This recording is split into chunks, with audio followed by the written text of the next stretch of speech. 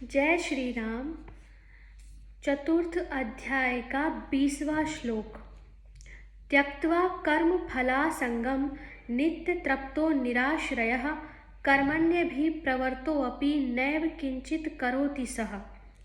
अर्थात जो पुरुष समस्त कर्मों में और उनके फल में आसक्ति का सर्वथा त्याग करके संसार के आश्रय से रहित हो गया है और परमात्मा में नित्य तृप्त है, वह कर्मों में भली भांति बरतता हुआ भी वास्तव में कुछ भी नहीं करता। प्रश्न है, समस्त कर्मों में और उनके फल में आसक्ति का सर्वथा त्याग करना क्या है? उत्तर है, यज्ञ, दान, तप, जीविका, शरीर निर्वाह के जितने भी शास्त्र विहित कर्म हैं, उनमें जो मनुष्य की स्वाभाविक आसक्ति होती है, जिसके कारण वह उन कर्मों को किए बिना नहीं रह सकता और कर्म करते समय उनमें इतना संलग्न हो जाता है कि ईश्वर की स्मृति या अन्य किसी प्रकार का ज्ञान तक नहीं रहता। ऐसी आसक्ति से सर्वथा रहित हो जाना, किसी भी कर्म में मन का तनिक भी आसक्त न होना, कर्मों में आसक्ति का सर्वथा त्याग कर देना है और उन कर्मों से प्राप्त होने वाले इस लोक या परलोक के जितने भी भोग हैं, उन सब में जरा भी ममता, आसक्ति, कामना का न रहना, कर्मों के फल में आसक्ति का त्याग कर देना है।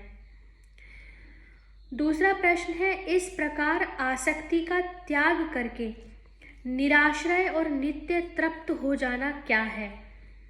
उत्तर है, आसक्ति का सर्वथा त्याग करके शरीर में अहंकार और ममता से सर्वथा रहित हो जाना और किसी भी सांसारिक वस्तु के या मनुष्य के आश्रित न होना, अर्थात अमुक वस्तु या मनुष्य से ही मेरा निर्वाह होता है, यही आधार है, इसके बिना काम ही नहीं चल सकता, इस प्रकार के भावों का सर्वथा अभाव हो जाना ही निराश्रय हो जाना है। ऐसा हो जाने पर मनुष्य को किसी भी सांसारिक पदार्थ की किंचित मात्र भी आवश्यकता नहीं रहती, वह पूर्ण काम हो जाता है।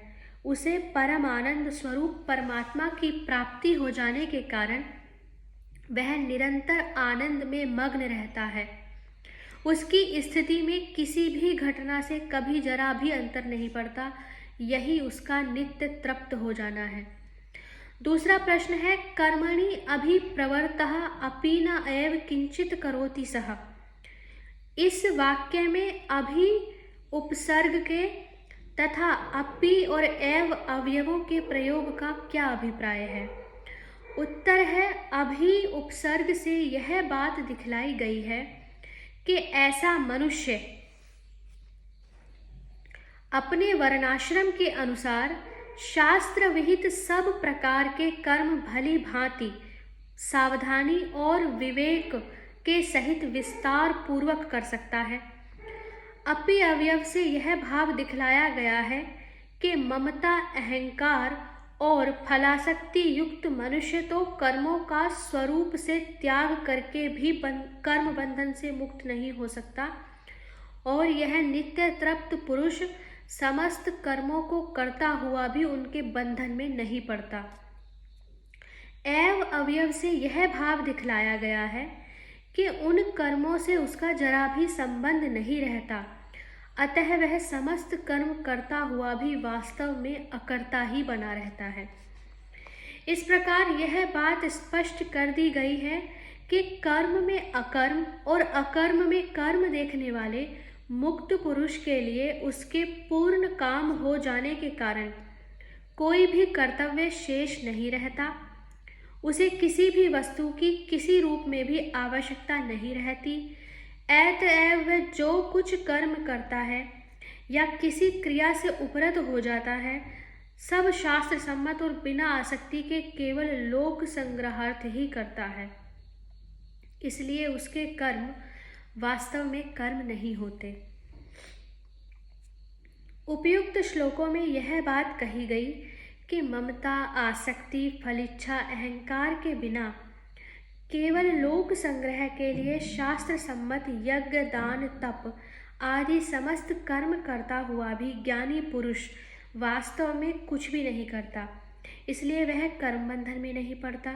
इस पर यह प्रश्न उठता है कि ज्ञानी को आदर्श मानकर उपयुक्त प्रकार से कर्म करने वाले साधक तो नित्य नैमित्तिक आदि कर्मों का त्याग नहीं करते, निष्काम भाव से सब प्रकार के शास्त्र विहित कर्तव्य कर्मों का अनुष्ठान करते रहते हैं। इस कारण वे किसी पाप के भागी नहीं बनते। किंतु जो साधक शास्त्र विहित यज्ञ दान कर्मों का अनुष्ठान न करके केवल शरीर निर्वाह मात्र के लिए आवश्यक शौच स्नान खान पान आदि कर्म ही करता है, वह तो पाप का भागी होता होगा। ऐसी शंका की निवृत्ति के लिए भगवान क्या कहते हैं? श्लोक संख्या 21। निराशीर्य तची तात्मा त्यक्त सर्व परिग्रह शारीरम केवलम कर्म कुर्वन्नाप्नोति किल्बिषम्। अर्थात जिसका अंतःकरण और इंद्रियों के सहित शरीर जीता हुआ है और जिसने समस्त भोगों की सामग्री का परित्याग कर दिया है, ऐसा आशा रहित पुरुष केवल शरीर संबंधी कर्म करता हुआ भी पाप को नहीं प्राप्त होता। प्रश्न आता है, निराशी ही यत चितात्मा और त्यक्त सर्व परिग्रह, इन तीन विशेषणों के प्रयोग का यहाँ क्या अभिप्राय है?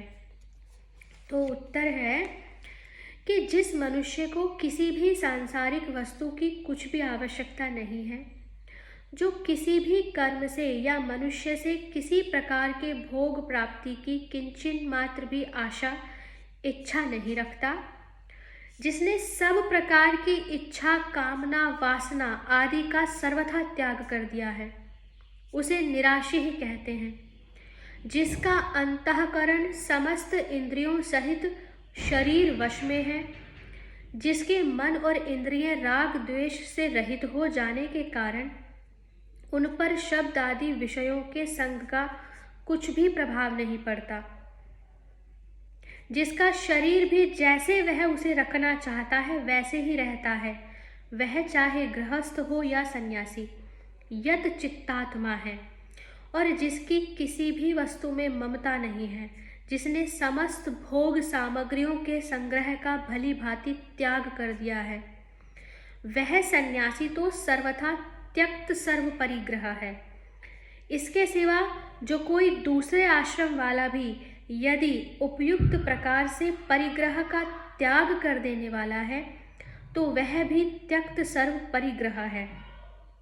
इन तीनों विशेषणों का प्रयोग करके इस श्लोक में यह भाव दिखलाया गया है कि जो इस प्रकार बाह्य वस्तुओं से संबंध न रखकर निरंतर अंतरात्मा में ही संतुष्ट रहता है, वह सांख्य योगी यदि यज्ञ दान आदि कर्मों का अनुष्ठान न करके केवल शरीर संबंधी खान पान आदि कर्म ही करता है, तो भी वह पाप का भागी नहीं होता, क्योंकि उसका वह त्याग आसक्ति या फल की इच्छा से अथवा अहंकार पूर्वक मोह से किया हुआ नहीं है।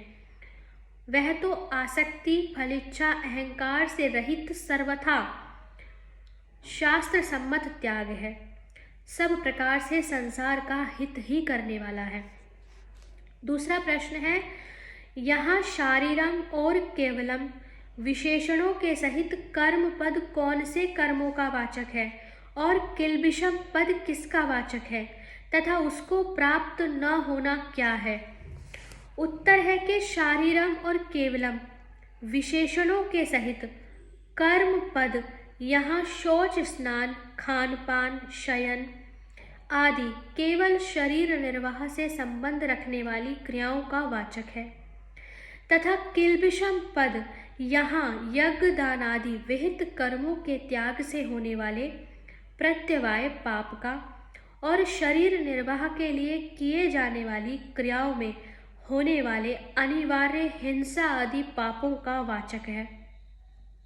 उपयुक्त पुरुष को न तो यज्ञ आदि कर्मों के अनुष्ठान न करने से होने वाला प्रत्यवाय रूप पाप लगता है और न शरीर निर्वाह के लिए किए जाने वाली क्रियाओं में होने वाले पापों से ही उसका संबंध होता है। यही उसका किल्बिष को प्राप्त न होना है। श्लोक संख्या 22 से आगे के वीडियो में पढ़ेंगे। हरे कृष्णा।